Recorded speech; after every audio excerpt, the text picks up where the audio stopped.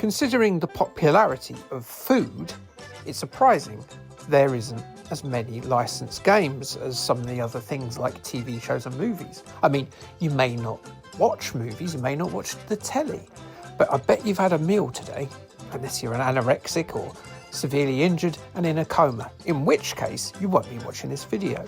Anyway, this is a compilation of food licenses, or adver games if you want, that came out on various formats, mainly the 8-bit computers, but there's one for the Game Boy Color and one for the Amiga in there as well. So yeah, have a biscuit with this because it'll be apropos, and watch the rest of this video, and I'll see you at the end. Bye.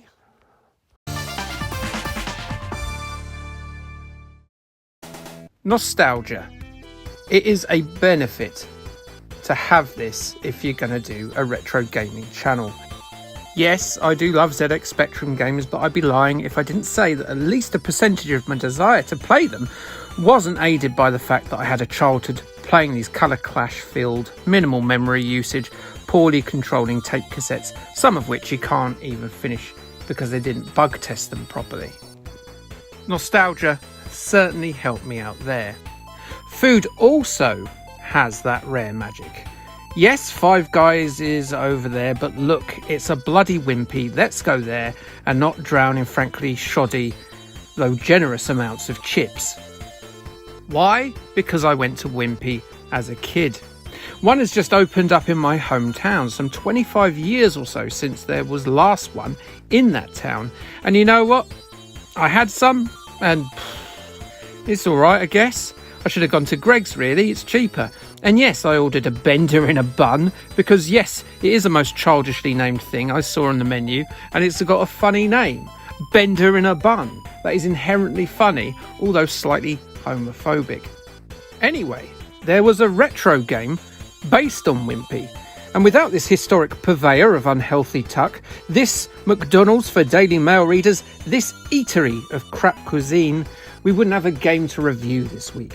So let's just have a quick look at the history of Wimpy before we get to the meat of the matter. Do you see? Burgers are made out of meat. Yeah, dead animal flesh puns. Yes, that's what we're doing. So people think of Wimpy as a British institution. In fact, it's not at all, as it was founded in Bloomington, Indiana, USA in 1934. And yes, indeed, that burger-hungry character in Popeye, in other words, Wimpy, is the inspiration behind the name. I always wondered that, and I found that out when researching this video. The chain built up a modest deal of domestic success, opening 26 restaurants, before unfortunately disappearing completely from the US upon the death of founder Edward Gold in 1977, as no one purchased the Wimpy trademark.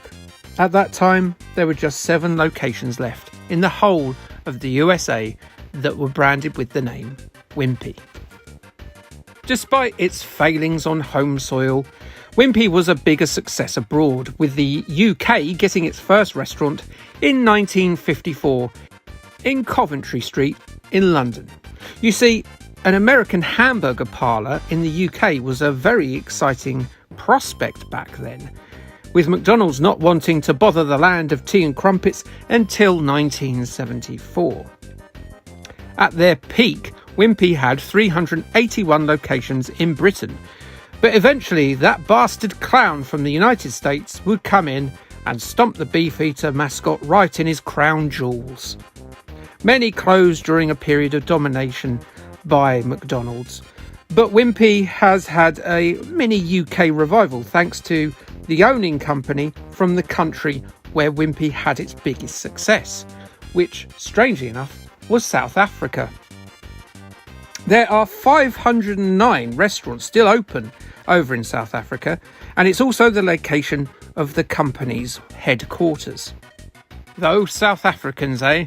What a lovely bunch of burgers. As for the mini revival in the UK, well, as of July 2022, there are 64 restaurants back in Britain. Will it make a comeback? Well, after having their bender in a bun, not bloody likely. Bender in a bun, still funny. So yes, at Wimpy's UK Pomp in 1984, those cheeky upstarts at Ocean, who formed just a year before, would start a long-standing love affair with the officially licensed game. They started this splurge by buying up the trademarks of varied properties such as the Royal Birkdale Golf Championship, the legendary decathlete Daley Thompson, and yes, this, Mr. Wimpy, the eyeless goon who pimps out his meat in the glare of the red lights of his workplace. Honestly, so many go in and force his flesh down their throat and then just up and leave their stains for him to clean up. Right, sorry, I just had to get in my little innuendo side tangent, because otherwise people might mistake this channel for something decently researched and edited and presented by someone charismatic and charming like Slope's Game Room or Top Hat Gaming Man or Kim Justice. No, you're down in the gutter with me, and I must apologise for that. I make no apology. So anyway, how on earth do you make a game based on a down market chain restaurant? Well, you look into another venue with questionable hygiene and very sticky floors. The arcade. Early Ocean had a bit of a habit of borrowing concepts from the numerous arcade companies that were scoffing coins in other areas of the motorway service stations away from your Wimpy. Fellow early Ocean titles included Eskimo Eddie, which was essentially Pengo. Rollerball was Kicks. Gilligan's Gold was Bagman. Kong Strike Back was, well, obviously based on, yep, you've guessed it, Tekken 7. And even Daley Thompson's Decathlon is highly derivative of a legendary arcade game, that of course being Track and Field. Mr. Wimpy's has definitely stolen its gameplay from another major arcade game of the time, but not so you'd know from its first level. We'll come back to its inspiration in a minute. Let's just look at this first, much weaker level on the game's biggest selling three formats that it came out on, those being the Commodore 64, the BBC Micro and the ZX Spectrum. I mean, it did also come out on the Auric, and yes, I could hunt down an Auric emulator, but also I could spend that time saying Bender in the bun repeatedly and laughing to myself for all the viewers it would actually bring in. So yes, this first level, you as the eponymous huge schnozzed burger salesman must bring back all the delicious burger ingredients to your Wimpy by running to the supplier with a tea tray. For some reason you can only carry one each of the ingredients at a time, those being the patty, the tomato and the cheese. And do you know what? I'm appalled by this. First up, sir, your particular branch of the franchise that you're managing must be in dire straits. You've clearly not ordered all the ingredients you need to run it. You've had to head to the shop to pick up food so you can serve your customers, and you're clearly even more badly organised than we suspected because you keep forgetting stuff and having to go back again. And you keep taking a bloody tea tray with you instead of a bag. And even then, you've forgotten to get buns. If you spent less time dressing up as a Prince Andrew protecting royalist, maybe you'd be able to run your business a little bit better.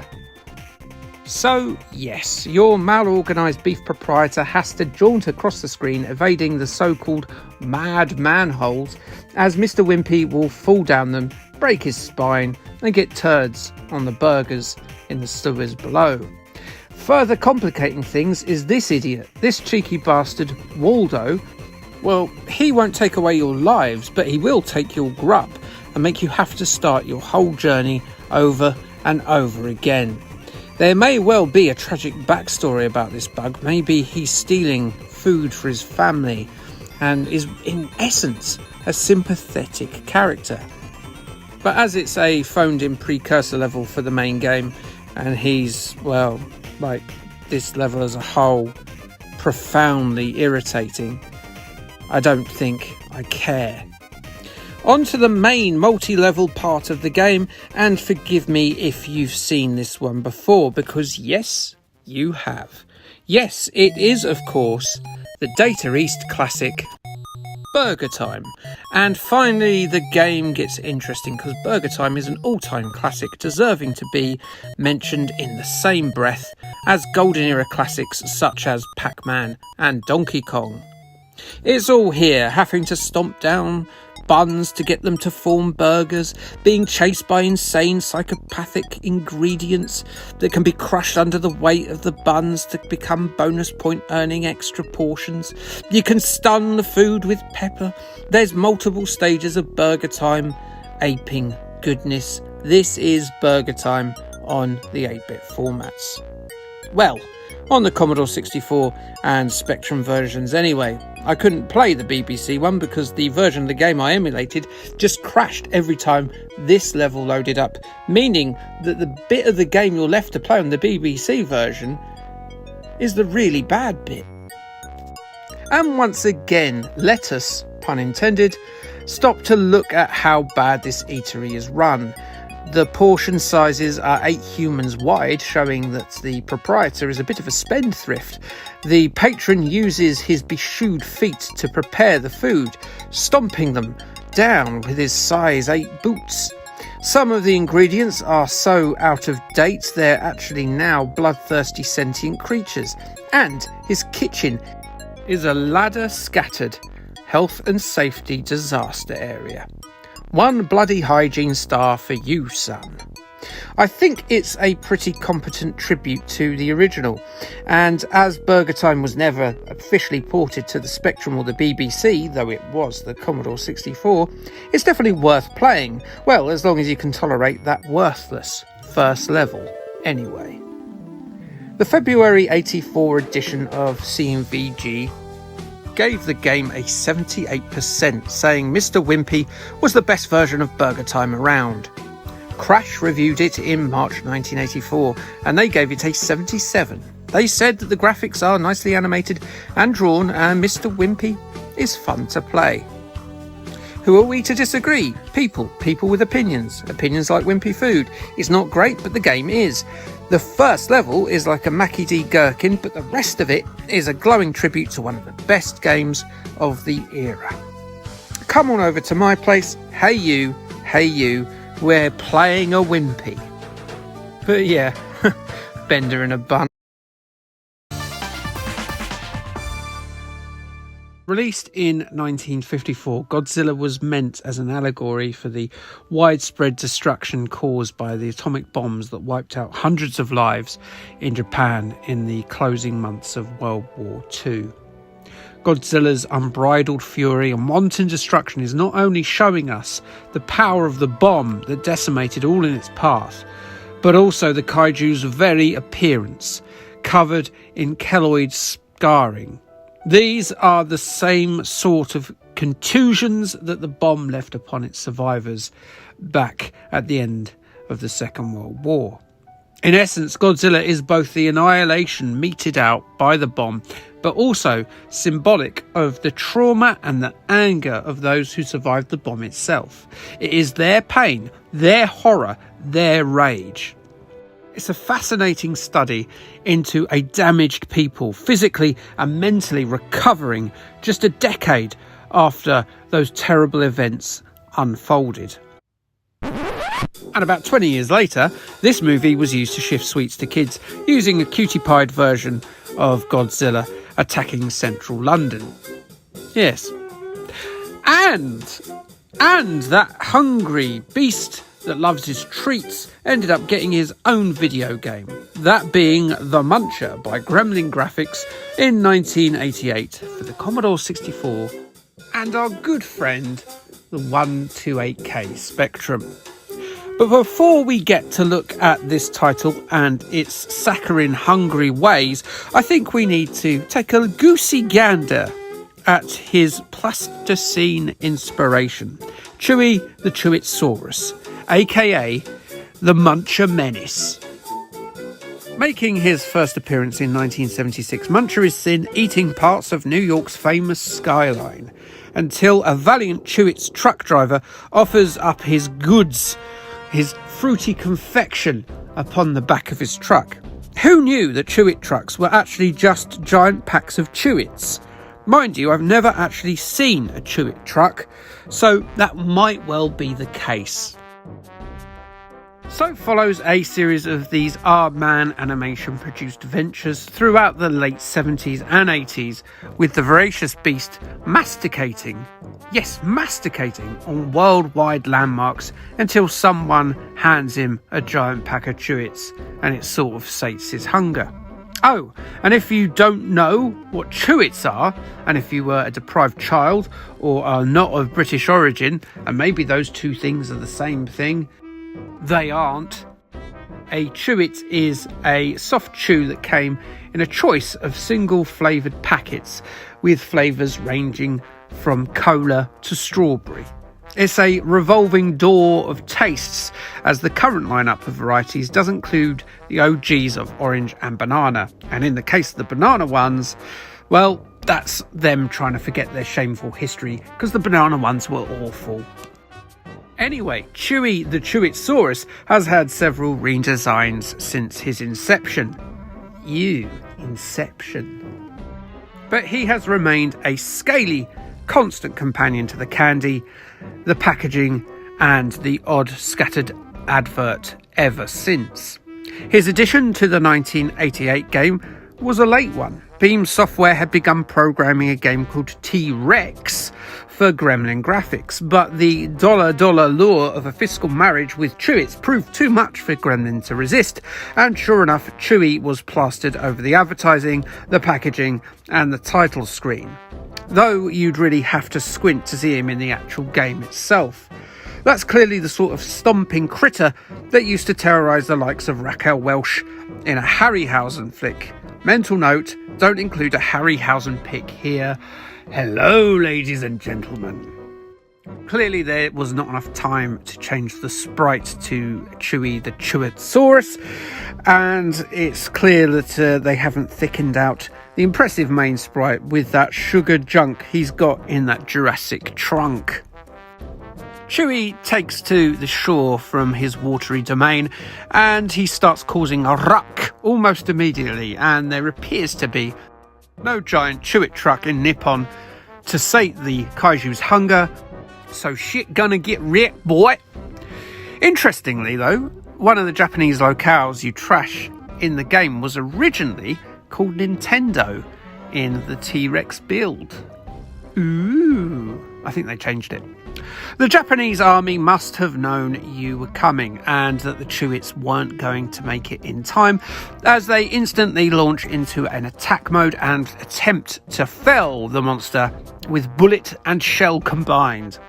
Infantry, tanks, helicopters and armoured cars join the fray to put the monstrosity on his betailed arse. And you know what? With good reason. Chewy is hell-bent on turning the suburbia, the military areas and the urban areas of Tokyo and Osaka and all those other Japanese cities into dust.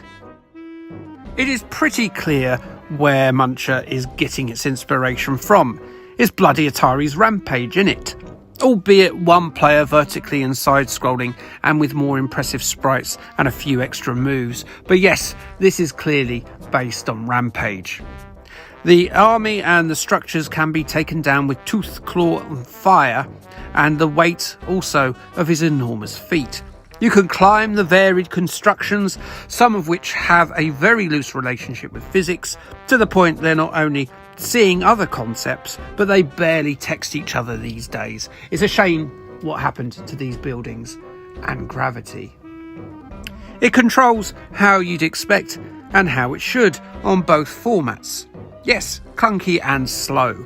Normally this is the death knell of a game such as this, but you're a bloody big creature from the sea. You should be a lumbering green mass and not some fleet-footed gymnast.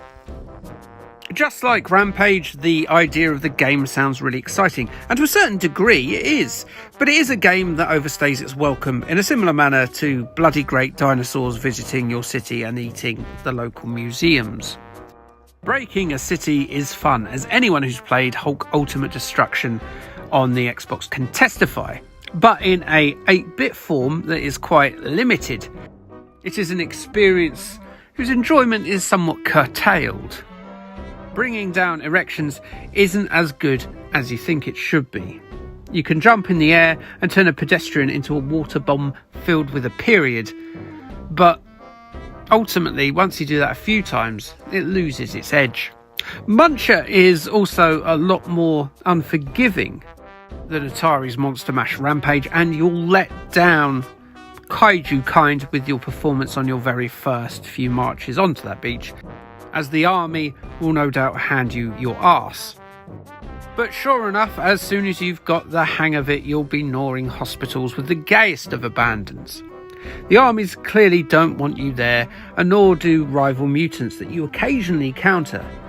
These fellas, they don't die, they just sort of get ashamed that you've given them a bloody nose and wander off crying to their mums. Aww. In the brutal battle of the 8-bits, I'm going to say the Spectrum is the slightly better one this time, as the garish sprites are better drawn and the game itself moves at a slightly brisker rate.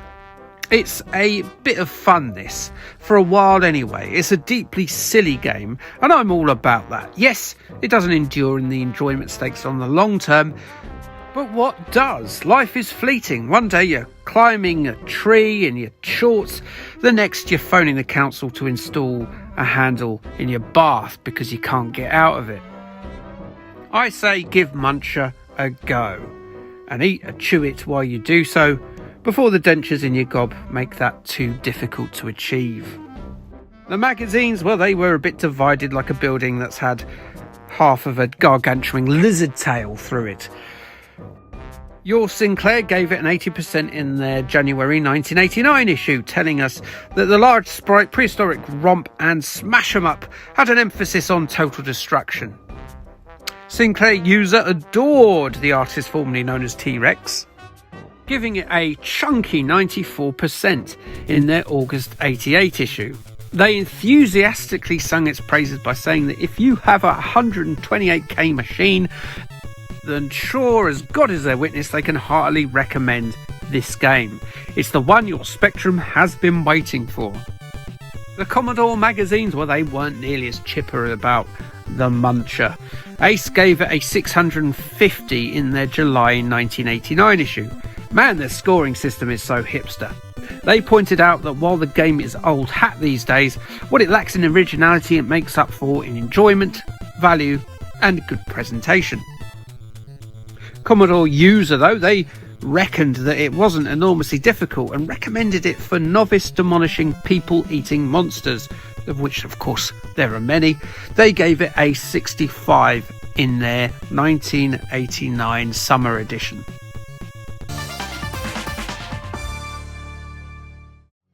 Fantastic! Ooh, Quavers, lovely Quavers! Yum, yum! I can't wait to have a Quaver!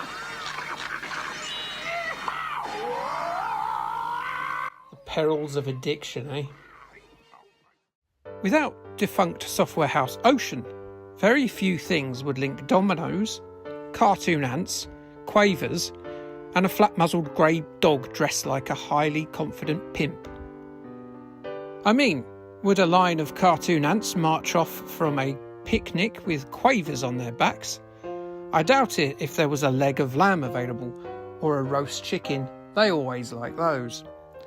Would a pimp dog play with dominoes? Well, perhaps he might in a retirement home, years after he's broken the knees of punters reluctant to part with the Reddies after a 5-minute bunk up with one of his working girls. But no, I don't think these things have ever been linked before. So we should be happy that these separate elements were united just once in the early 90s for one extremely entertaining union in this game, Pushover. Well, actually two, as it had a pseudo-sequel in One Step Beyond as well. But before we take our yellow-clad pooch into the centre of an Amiga, or indeed we start pushing over slats with the rogue former Sade star of the first game's engaging puzzle venture, let's have a look at its sponsor, those curly potato puffs, Quavers. Originally owned by Smith's Crisps, Quavers were given unto this world in the year 1968. The snacks are essentially deep-fried potato starch, giving them a similar texture to prawn crackers. Walkers acquired the Smith Company in 1997, and it is their name that now adorns the 16-gram bags of snack fun. Quavers, one of the healthiest snacks for us utter fatties, have constantly been available in fan favourite cheese flavour, but have often been accompanied by prawn cocktail, making them Fool's prawn crackers, of course. Other flavours, mostly defunct now, include salt and vinegar ketchup, spicy beef tangy tomato and streaky bacon. In an online list on YouGov that I had no idea existed until today, Quavers are ranked the 85th most well-known snack brand in the UK in 2023, and they are liked by 59% of us Brits. In the late 1980s, Quavers launched an advertising campaign that featured a snack-crazed dog that would go on to be the mascot of that treat for much of the 90s. His name is Colin Curley, and I'd be buggered if I can tell you what breed of dog he is. Like, is he a beagle maybe? I don't know. We all agree he's a dog though, right? But sure enough, Colin became the figurehead of Smith's aggressive Quavers push, and he, courtesy of publishing powerhouse Ocean Software and Mancunian developers Red Rat Software, would find himself appearing in not one but two 16-bit computer puzzlers in the first part of the 1990s. Both games appeared on the Atari ST, the Amiga and on MS-DOS, with the first game, Pushover, also appearing on the Super Nintendo, albeit shorn of the Quavers license, which means for the purposes of this Quavers-themed video that the Super Nintendo version is not welcome in this house. Leave, sir, leave.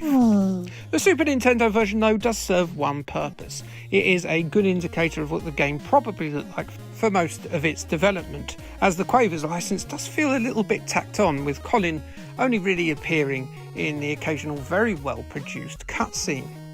In this regard, the game reminds me a lot of the game I covered a few months ago, Muncher on the 8-bits, which had a Chewits license that was barely present in the game itself. Instead of Colin, the star of this game, you see, is one GI Ant, who has not adorned the advertising of any crisp, and indeed the famous Mr. Curly uses his celebrity clout to manipulate poor old GI Ant into rescuing the 10 packets of Quavers he's foolishly and clumsily let fall down some ant holes. I mean, you try and do that in real life. You try and accidentally drop 10 packets of Quavers down some anthills. You'll struggle. Now, these anthills aren't just any ordinary anthills. They contain entire differing worlds. Each of these worlds contains multiple stages of brain-taxing challenges, which involve dominoes. Don't worry, it's the cool gravity-affected dominoes, you know, like they used to put on record breakers. Not the Grandad maths game. Christ, I wouldn't be playing that if it was that. Each level will present you with just enough dominoes to complete the challenge, which GI can pick up and move about. And if you move the right dominoes and put them in the right place, your single anti-shove will complete the 2 tasks required to open that stage's exit door. Those being that all the dominoes must fall and the 3-striped final domino must fall last. This task is helped/hindered by blocks with specific attributes, which are denoted by different yellow and red pattern configurations. Some split into 2, some defy gravity, some drop slowly, and some explode the platform underneath. It can be a real head-scratcher from the first few levels, and a real tight time limit only makes it even harder. And once you've knocked it down, the ant has no time or inclination to go back and reset the stricken slats, and would rather throw himself off a ledge than admit failure. This is actually good, because you can have as many goes as you like at doing these puzzles, and passwords and clue tokens will see you finish the 100 levels and reunite the starch-addicted dog with his snacks at some point. Why Colin doesn't just go down to Poundland and buy a pack of 6 for £1, I have no idea. What's so special about these Quavers in particular? Leave them for the poor ants. Pushover is pretty damn good fun, a real brain teaser and a smartly engineered puzzle game second only to Lemmings in terms of 16-bit computer conundrum titles. It's a well-played one too, thanks to it being a pack-in title with the Amiga 600 in the Wild, Weird and Wicked set. The One reviewed Pushover in their June 1992 issue, giving it an 83% and telling us Pushover could so very easily be an impossibly frustrating, aggravating game. Instead, thanks to careful design, it's one of the best puzzlers released in ages. ST Action gave it an 87 out of 100 in their March 1993 issue. Wins all the awards for weakest tie-in ever. Thankfully, the puzzle aspect remains firm, and Pushover is definitely fab. That was their take. So Pushover proved to be a commercial and critical success then, and so Smith's Ocean and Red Rat Software reunited once again for the sequel, One Step Beyond. And this one, well, it has quite the meta storyline. Colin is at home playing Pushover in his micro, you see. Then, down to a fantastical accident while completing the title on a stormy night, Colin is digitised and absorbed into his own computer, whereupon he faces his own unique set of challenges. So does this mean that the events of Pushover didn't happen in the Quavers universe then? Or is it just that Pushover is a computer game based on one of Colin Curley's personal tragedies? Is G.I. even real, Colin? I'm really confused. I'm probably overthinking this, like when I spent 20 minutes on Wednesday trying to fathom why shrimp were chosen to be the shape of a sweet that doesn't taste like shrimps, when shrimps are one of the most visually unpleasant creatures in the world. Why would children want them? What decision was made there? I've gone off on one. Anyway, it's another puzzler, albeit a completely different one. In One Step Beyond, Colin has to leap from switch to switch before heading to the Quavers bag exit. The switches will disappear once leapt on, and much like Pushover, you get just the one shot at it, as there is just the singular solution to each of these puzzles. Colin can jump up, down, left, right, and all points in between. With the aid of the fire button, he can also leap 2 switches in any of those directions. There's buttons with different functions. Some of them have to be hit in a certain numerical order before you can advance. Some will reactivate previously leapt on buttons. Another will fire you off in a specific direction. So essentially, it's the same sort of premise as Pushover in the fact that it's a puzzler with only one solution. But we swapped out the strong ant for an agile dog, and the dominoes have been swapped out for computer switches. A sufficiently different sequel then. Is it better than its forebear? No, sadly not. There's a certain laziness to the look of the graphics compared to G.I. Ant's crisp hunting adventure, and the double jump control isn't always that responsive, which in a game like this, with only one go-round, can be very frustrating if one mistake is made and you've basically cocked up this one level at a late stage through no fault of your own. It's not bad at all though, don't get me wrong, but Pushover is the better game. Still, One Step Beyond is still a really decent puzzle game with a definite one more level addictive quality about it, and you can't go wrong with that. Amiga Power reviewed it in their September 1993 issue, awarding it an 87%, saying you're probably not going to play it again once you've done it. But with 100 levels, what's the problem? ST Format gave it a 73 in October 1993. They said if you've never played Pushover, this is a mediocre alternative. Sounds like they think you should play Pushover instead. They're probably right. So buy KP Skips, the crisp that melts. Hey, honey, do you hear that? A crisp that melts? That ain't natural. Weird city. Crispy things don't melt, they crunch. Fact of life. What do you say, Crispo? Crunch! Oh, my beautiful home. Well, just maybe. Frizzly on my tongue. Wow! Melt City! Hey, soften up, soften up. Yeah, liquidize. One of the responsibilities of parenthood is to lie to your children. Often this is for good reason, but sometimes it's just to be a bit of a dick. The meanest lie I told to my son was that skips were exactly the same as Quavers. It's just that someone was paid to draw a bunch of red lines on them with a felt tip pen. I got to eat the entire packet that day, and it ensured that both they and Frazzles were protected from his grasping mitts until he got old enough to realise that all his trust in me had been misplaced. Ha, sucker. He's going to murder me in my sleep one day, but I got to eat crisps, so you could say it sort of equals out. But yes, skips. What are they? And who is this fella? Well, skips were originally released by KP Snacks in 1974 and are tapioca starch treats that taste of prawn cocktail and melt on your damn tongue. Well, I say that, but the Tato-produced version of skips, produced for Irish markets, are made from maize starch instead, so don't be surprised if your brain gets a bit confuzzled by the texture if you're necking a pack in County Donegal. Both the Tato and KP Snack variants are now owned, along with their parent companies, by German company Intersnack. Other flavours were available for a short time, but now you'll just have to cope with prawn cocktail and bloody like it. The snack has been the principal sponsor of Dragon's Fury, a roller coaster at Chessington World of Adventures, which makes sense as the E numbers in that red felt tip line can cause anger issues in fictional flame-gobbing reptiles. It's true, I'm going to tell my son that one tomorrow.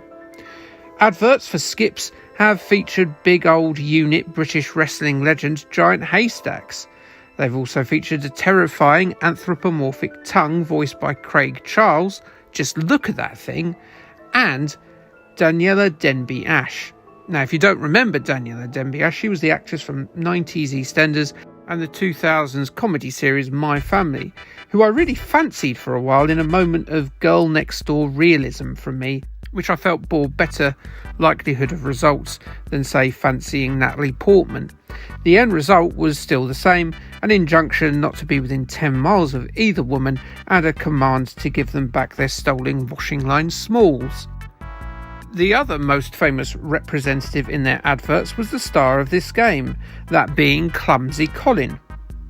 He was not, though, as you might suspect, an original character, as he was actually a featured character in Buster Comics.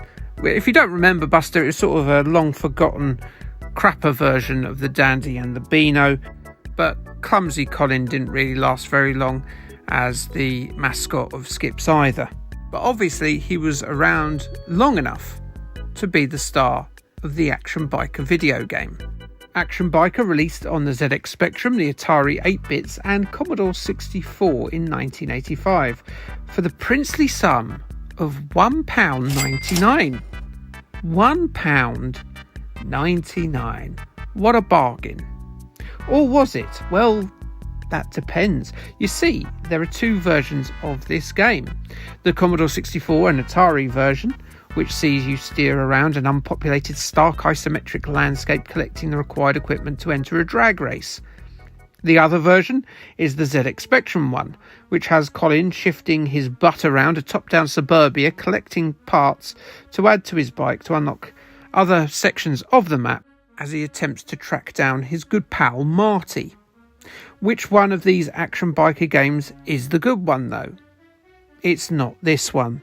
After an impressive 3 different loading screens, including obviously one that hawks the starchy snacks themselves, you get to play Action Biker on the ZX Spectrum. I suspect that very much like Pushover and the Muncher, that the snack sponsorship was added after development had already started.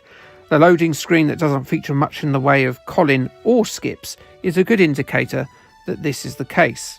There are at least collectible packets of Skips on the road in the Spectrum version of Action Biker, something that doesn't feature in the Commodore 64 and Atari version.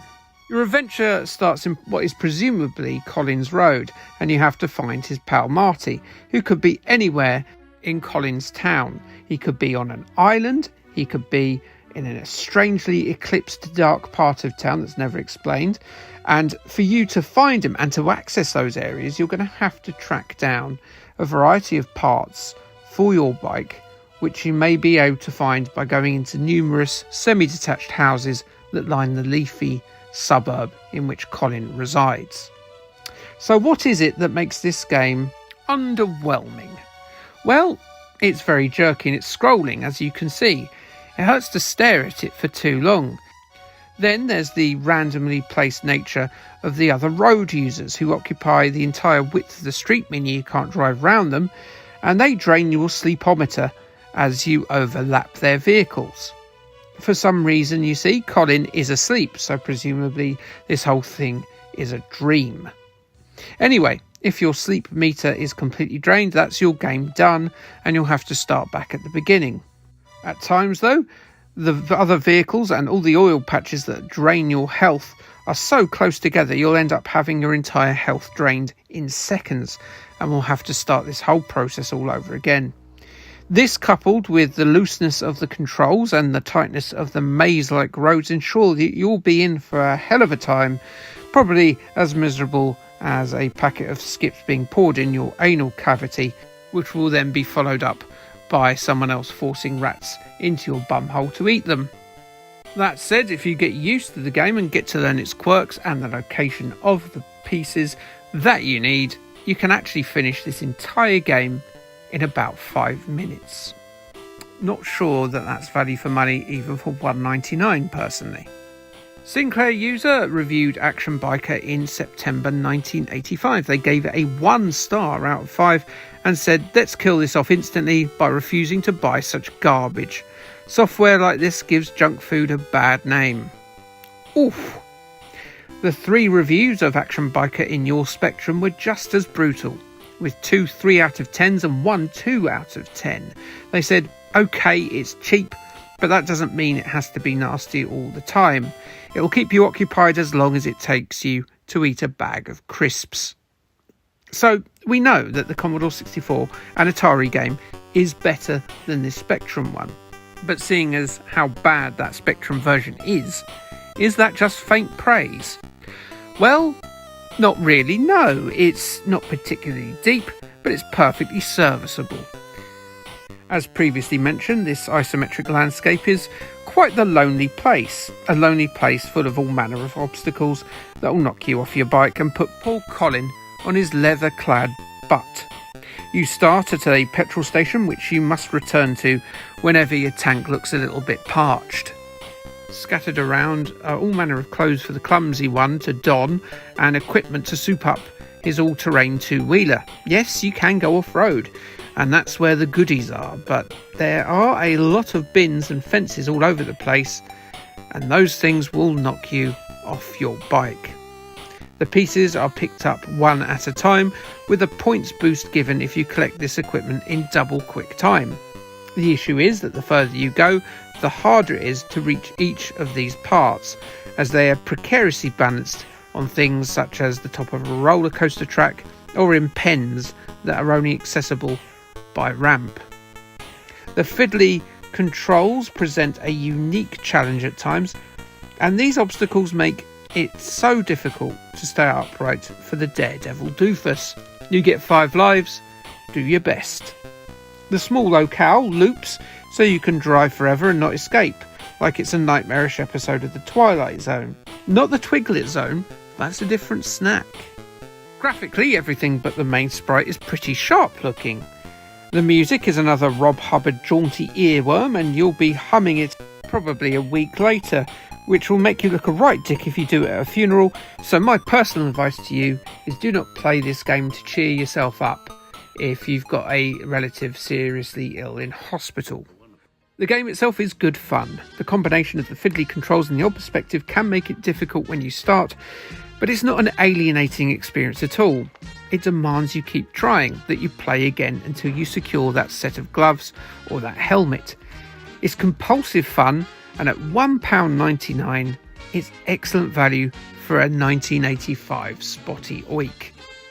The Commodore 64 version is probably the better out of the 2 versions of this, but both are streets ahead of that Spectrum version.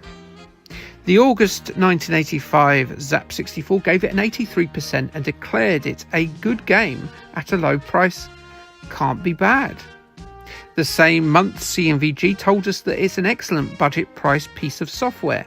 At £1.99, you would be nuts to miss it. A 9 out of 10 from them. The August 1985 Commodore user gave it the full 5 stars for value, telling us that you can reach for your hard-earned £1.99 with confidence. So there you go. You can skip one, but not the other. See what I did there? I'm sure you did.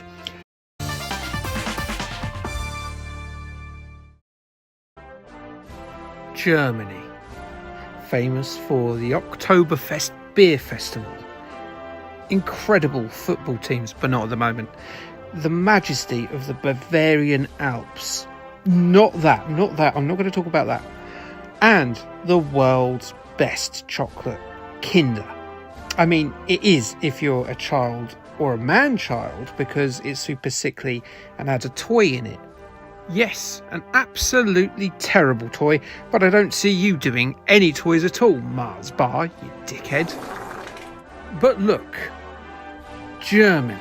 Germany had a couple of bad moments in recentish history, I'll give you that, but which country worth its salt hasn't forcibly tried to take the world violently and with force, right? Look, I can forgive the football semi-finals of 1990 and 1996, the treatment of our POWs, hell, even the Holocaust if I have to. What I won't abide is them hiding video games away from us and keeping them to themselves.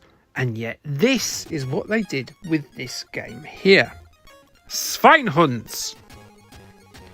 What game was it? Well, it was Das Geheimnis der Happy Hippo Incel. I'm something of an incel myself. You know, comes with the territory when you're making Holocaust jokes. Should it have left its native land, it would have been called this, The Secret of Happy Hippo Island. So did we miss out with this game? Well now, I'm going to tease you like I'm in one of those dominatrix clubs that are popular in Hamburg. We're first going to look at that sickly chocolate I was championing stroke belittling a little while back and find out what they were all about. Is that okay? Well, I don't care, I'm going to do it anyway. I mean, look, for one, I told you a big fib. Do you know how I said that Kinder chocolate was from Germany? I was, in fact, talking bollocks. It's actually by Ferrero, who are Italian. Yes, Italian. And you know who Ferrero are, don't you? Monsieur, with this rocher you're really spoiling us. But Kinder is German for children, and this game came out in Germany. You can see why I was confused, but yes, indeed it was launched as Kinder chocolate in both countries in 1968, both Italy and Germany. Michel Ferrero in the town of Alba, northern Italy, proposed to make a chocolate enticing to children that also reassured mothers that there was at least some modicum of nutrition in there, so he added a layer of milk under the carapace of brown delicious choco tooth rot. And lo, the Kinder chocolate was born, and there was much rejoicing. Some 6 years later, Michel and William Salis gave us the Kinder Surprise, that chocky egg with a piece of plastic inside. Famously, as pointed out by my fellow countryman and antagonistic sentient phone-hacking thumb, Piers Morgan, Kinder eggs are banned in the States for being dangerous to children, while you can simply walk in and buy actual machine gun bullets in the same shop as a loaf of bread. Kinder Surprise was the chocolate that took them from the Italian Germano region and made them into a worldwide brand. Well, except America. Kids loved it, and at some point in the late 80s, early 90s, some bright spark decided to make the toys collectible by launching the Teeny Terrapins, 10 little hand-painted statuettes mimicking the ever-popular Smurfs, and preceding the collectible nature of the Beanie Baby craze. Indeed, it was also, along with Panini sticker books, a precursor in itself to the blind bag phenomenon that's still popular as a money siphoning scam to this day. If you wanted the full set of Teeny Terrapins, you'd have to eat another 150 eggs. You little swine. Get fatter, collect your little turd. The Teeny Terrapins became a bit of a money spinner, so they started trying to replicate the success with other creatures. Among them, the Happy Hippos. Look at this, kids, it's building up to the game. I may not be good at pacing, but I sure know how to introduce elements to a story. And that story being that the Happy Hippos were a troop of happy-go-lucky horse of the river types who dossed around on a cruise liner. There were 10 of them, and you'd bloody collect them, wouldn't you? The Happy Hippo line of toys was inevitable, seeing as a blue hippo had been used in the advertising for Kinder since 1987, and indeed had its own legless hippo-shaped confection the same year. The Happy Hippos, by hook or by crook, are now the mascot of the brand. So that's the history of the hippo and the Kinder, all dealt with and eaten, so let's get to that video game toy inside. Kinder were relentlessly good at marketing, and in 2002 they decided that the best avenue for their latest run of Germanic marketing was a competition involving the Nintendo Game Boy Color. So they ran a competition where you could win one of the 111 limited edition Happy Hippo yellow Game Boy Color consoles, which just looked like normal consoles except there was like a bamboo square around the screen and it had the game's logo on the front. Would that be worth a lot of money now? Yeah, put it this way. The game, freely available in Bavarian shops 20 years ago, can fetch prices of around $500 in box. The console, which was a prize only and of which just over 100 were made, selling your kidneys probably won't cover it. The game itself was programmed by the team at Kritzy Kratz 3000, who mainly spent their time coding for the Game Boy Color, the DS and the Game Boy Advance, with intermittent titles on Windows. The publisher was Austrians Joe Wood Entertainment, who were again a fairly unremarkable publisher. It's not really boding well for the Happy Hippo game, is it? The story of Das Germanis der Happy Hippo in Cell is, well, it's in German. What's a boy to do? Learn German like hell.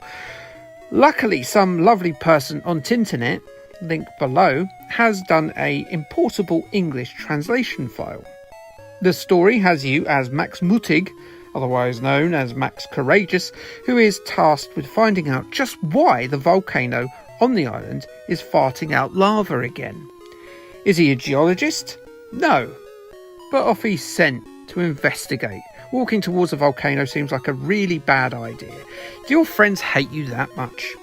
He does this in a platforming escapade with 6 levels, split into 3 stages. These stages are fairly short and you can really feel the game is designed for very small kinders. Yeah, kinders. I said kinders. I'm learning German, aren't I? Max leaps around the brightly coloured environments, picking up water balloons, which he gobs at volcano-caused fires. These will usually block his way or will have trapped one of his pals, who look jolly well distressed about being in this predicament. Just as you imagine hippos probably would be in that situation, as would you or I. What's interesting is that these hippos tend to have instruments with them.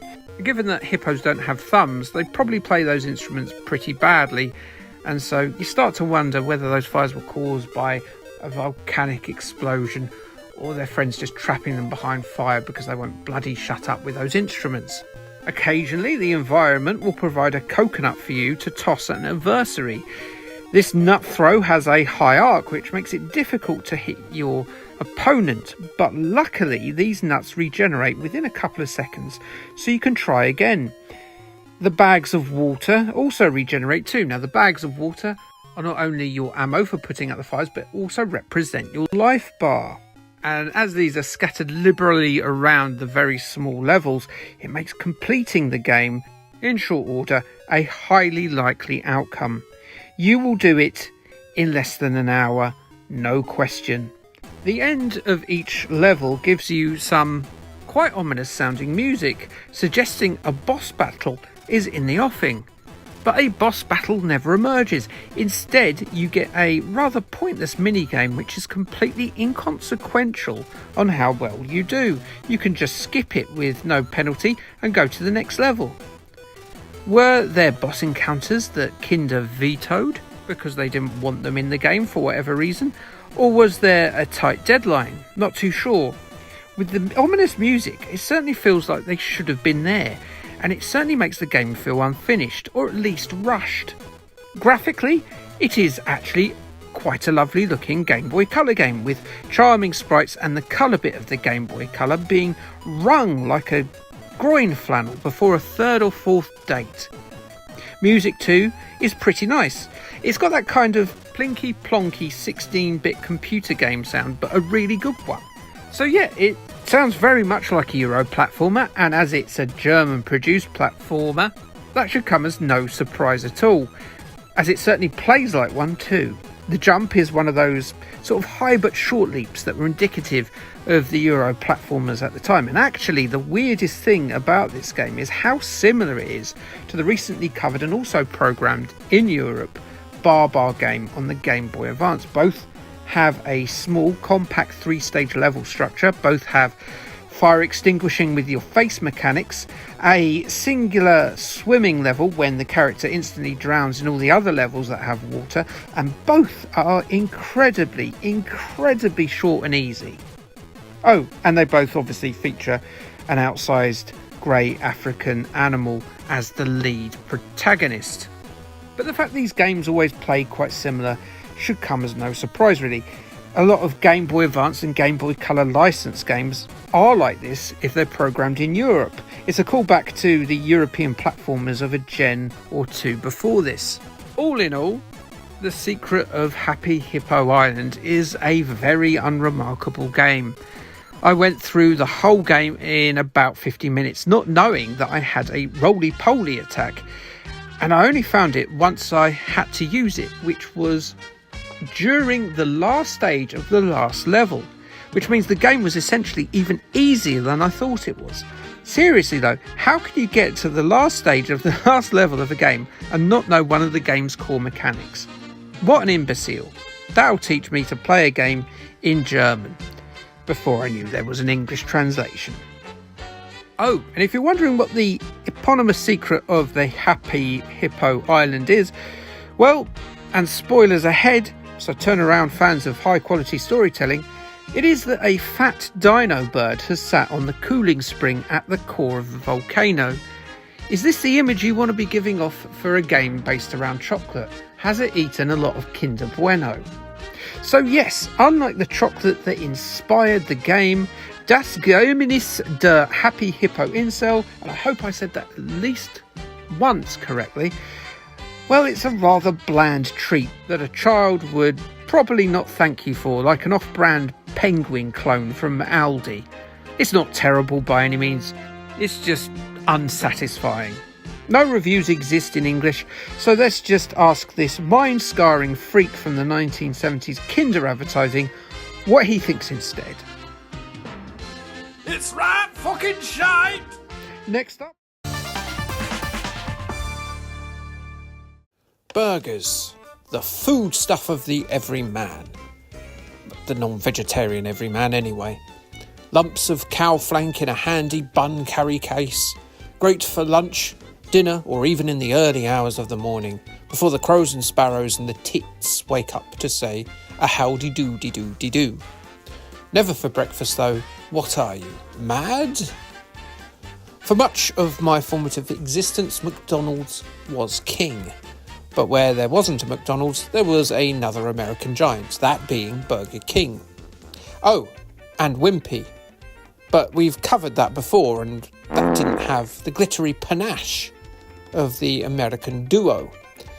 Nowadays, you've got so many franchises. Coffee shops are their own subgenre, but you've got Subway, Taco Bell, Five Guys, Smashburger, German Doner Kebab, the list goes on. More and more keep pouring into the vacated shop fronts of yesteryear. And in the UK, Burger King it now feels like a bit of an afterthought. But let's have a quick look at Burger King and its placement as one of the great franchise war also-rans, before we bite into Whopper Chase and break our teeth on its tape cassette. Youch! Burger King traces its origins back to Florida in 1953.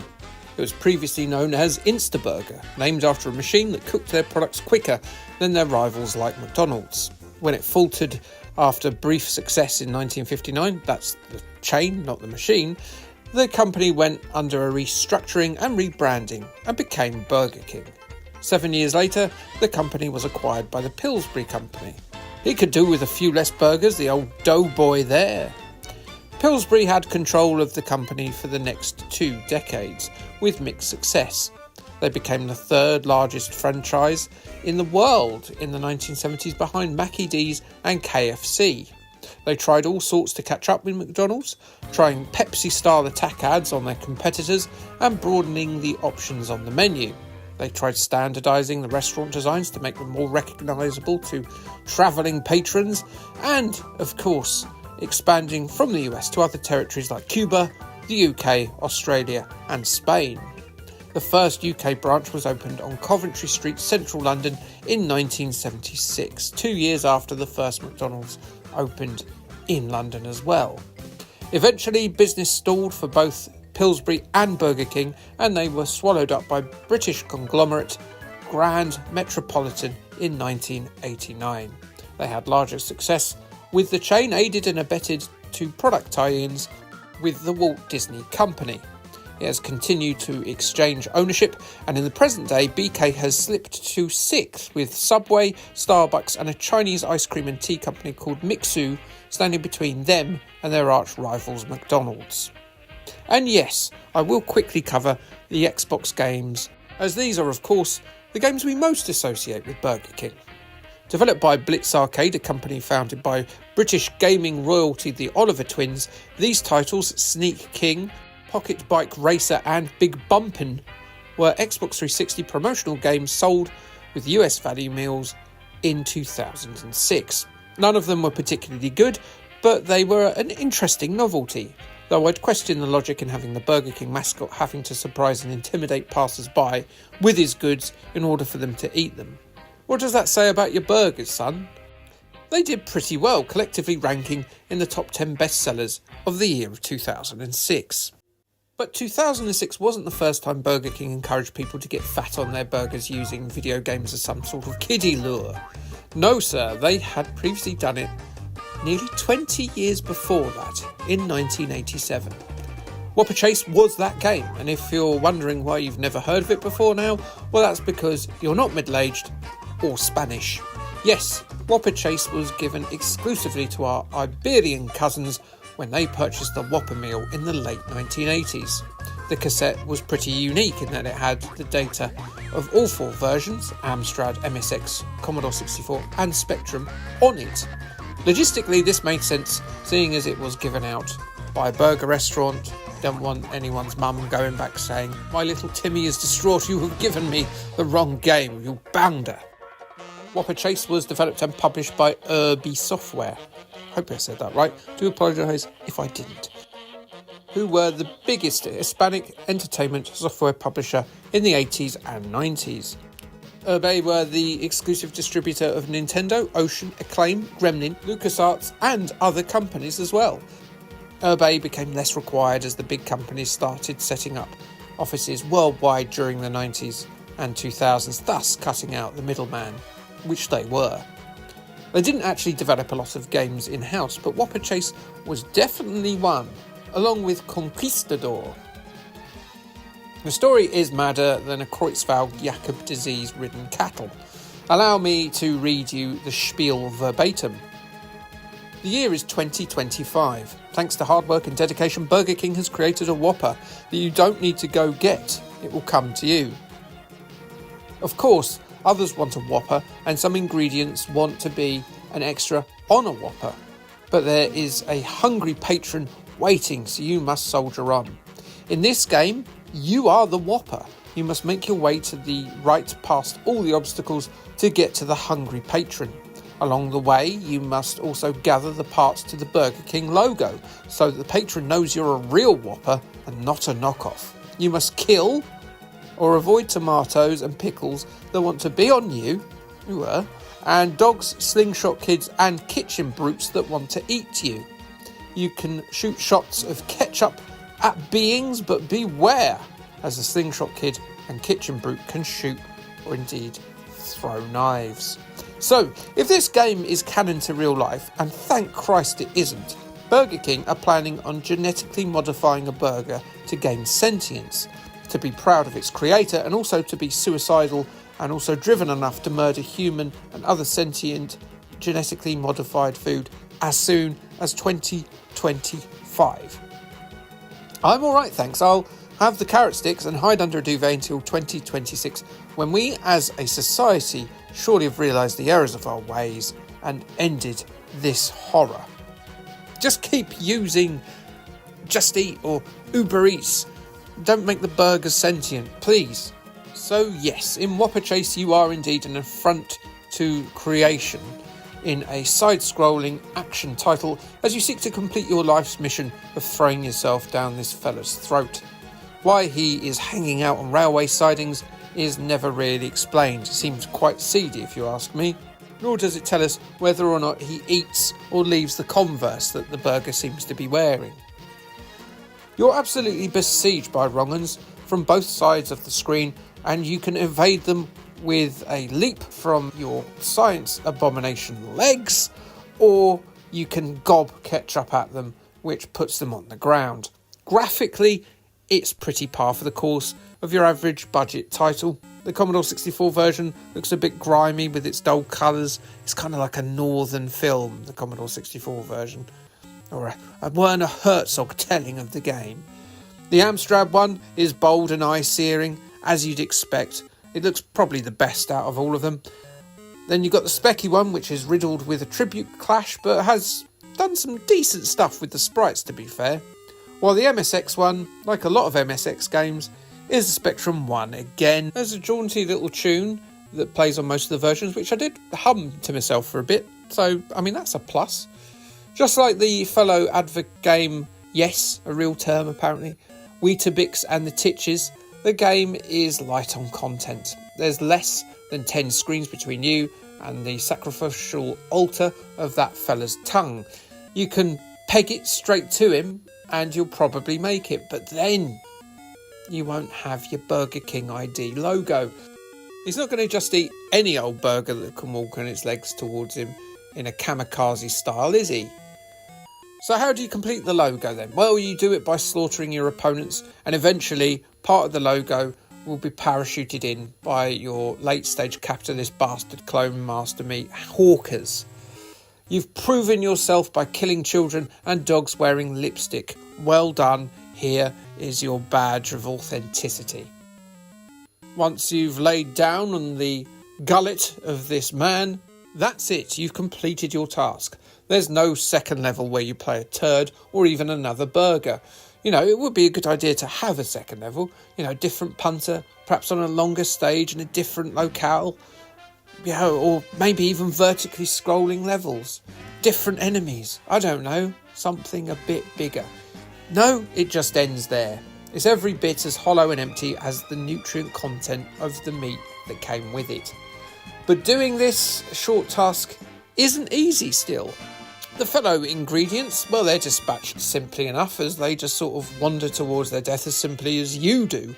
But the kid and the chef, well, they seem to be working in tandem, and they're bloody death-dealing ninjas. They'll assail you with knife and water pistol. It's very hard to avoid, especially when they're paired up together and they shoot at the same time, which they often do, which means you won't even be able to jump over the bullets. The knife and water pistol blasts are very quick, so you won't have chance to dodge them, let alone run past the speedy swines. And not only that, the Spectrum one makes it doubly hard, because you've got to contend with that colour clash, and they just sort of blend in with the background. In all versions, the burger is pretty slow, as you'd expect from something that's just been born and is intending to kill itself. In fact, I'd say it's only marginally quicker than a normal Whopper. So your best bet is to act like a normal Whopper and stay absolutely stationary and just spit ketchup left and right until you get your badge of honour. And then try and peg it all the way to the patron who's waiting patiently there for his mobile dinner. And that is every bit as fun as it sounds, i.e. not very much. Another very good reason to do this is if you try to move between screens, there's a 70% chance that an enemy will spawn just as you're switching over to the next screen and kill you instantly. It's very infuriating. While Weetabix and the Titshies is similarly lacking in content, it wasn't quite as broken as this.